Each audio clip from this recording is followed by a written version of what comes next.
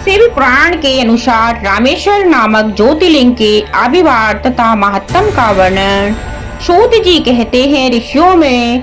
अब मैं यहाँ बता रहा हूँ रामेश्वर नामक ज्योतिर्लिंग पहले किस प्रकार प्रकट हुआ। इस प्रसंग को तुम आदर पूर्वक सुनो। भगवान विष्णु के राम अवतार में जब रावण सीता जी को हर कर लंका ले गया, तब सुग्रीव के साथ 18 पद्दम वानर सेना लेकर श्री राम समुद्र तट पर आए। वहां से विचार करने लगे कि कैसे हम समुद्र को पार करेंगे और किस प्रकार रावण को जीतेंगे। इतने में ही श्री राम को प्यास लगी। उन्होंने जल मांगा और वानर मीठा जल ले आए। श्री राम ने प्रसन्न होकर वह जल ले लिया। तब तक उन्हें स्मरण हुआ है कि मैंने अपने स्वामी भगवान शंकर का दर्शन तो किया ही नहीं, फिर यह जल कैसे ग्रहण कर सकता हूँ। ऐसा कहकर उन्होंने उस जल को नहीं पिया। जल रख देने के पश्चात रघुनंदन ने पार्थिव पूजन किया। आह्वान आदि 16 उपचारों को प्रस्तुत करके विधि पूर्वक बड़े प्रेम से शंकर जी की आराधना की। प्रणाम तथा दिव्य स्त्रोतों द्वारा यत्न पूर्वक शंकर जी को संतुष्ट करके श्री राम ने भक्ति भाव से उनसे प्रार्थना की। श्री राम बोले, उत्तम व्रत का पालन करने वाले मेरे स्वामी देव महेश्वर, आपको मेरी सहायता करनी चाहिए। आपके सहयोग के बिना मेरे कार्य की सिद्धि अत्यंत कठिन है। रावण भी आपका ही भक्त है, वह सबके लिए सर्वथा दुर्जय है, परंतु आपके दिए हुए वरदान से वह सदा दर्प में रहता है। वह त्रिभुवन विजयी महावीर है। इधर मैं भी आपका दास हूँ, सर्वदा आपके अधीन रहने वाला हूँ। सदा से भी यह विचार कर आपको मेरे प्रति पक्षपात करना चाहिए। सूत जी कहते हैं, इस प्रकार प्रार्थना और बारंबार नमस्कार करके उन्होंने उच्च स्वर से जय शंकर जय शिव इत्यादि का उद्घोष करते हुए शिव का स्तवन किया।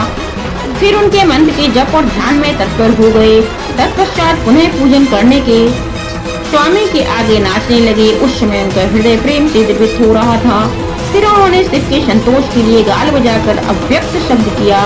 उस समय भगवान शंकर उन पर बहुत प्रसन्न हुए और वे ज्योतिमय महेश्वर वामांग भूता पार्वती तथा पार्षद गणों के साथ शास्त्रोक्त निर्मल रूप धारण करके तत्काल वहां प्रकट हो गए। श्री राम की भक्ति से संतुष्ट चित्त होकर महेश्वर ने उनसे कहा, श्री राम तुम्हारा कल्याण हो, वर मांगो। उस समय उनका रूप देखकर वहां उपस्थित हुए सब लोग पवित्र हो गए। शिव धर्म परायण श्री राम जी ने स्वयं उनका पूजन किया।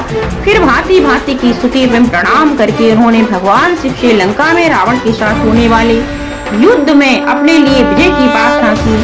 तब राम भक्ति से प्रसन्न हुए महेश्वर ने कहा, महाराज तुम्हारी जय हो। भगवान शिव के दिए हुए विजय सूचक वर एवं युद्ध की आज्ञा को पाकर श्री राम ने नतमस्तक को हाथ जोड़कर उनसे पुनः प्रार्थना की। श्री राम बोले, मेरे स्वामी शंकर, यदि आप संतुष्ट हैं तो जगत के लिए लोगों को पवित्र करने तथा दूसरों की भलाई करने के लिए सदा यहाँ निवास करें। सूर्य जी कहते हैं, श्री राम के ऐसा कहने पर भगवान शिव वहाँ ज्योतिर्लिंग के रूप में स्थित हो गए और तीनों लोकों में रामेश्वर के नाम से उनकी प्रसिद्धि हुई।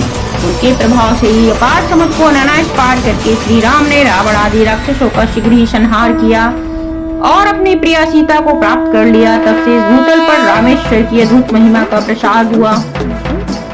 भगवान रामेश्वर सदा भोग और मोक्ष खो देने वाले हैं तथा भक्तों की इच्छा पूर्ण करने वाले हैं। जो दिव्य गंगा जल से रामेश्वर शिव को भक्ति पूर्वक स्नान कराता है, वह जीवन मुक्त भी है। इस संसार में देव दुर्लभ समस्त भोगों का उपभोग करके अंत में उत्तम ज्ञान पाकर वह निश्चय ही कैवल्य मोक्ष को प्राप्त कर लेता है।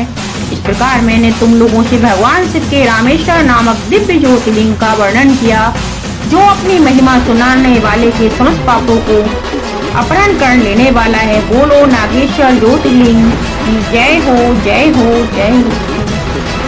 बोलो रामेश्वर ज्योतिर्लिंग की जय हो, जय हो, जय हो।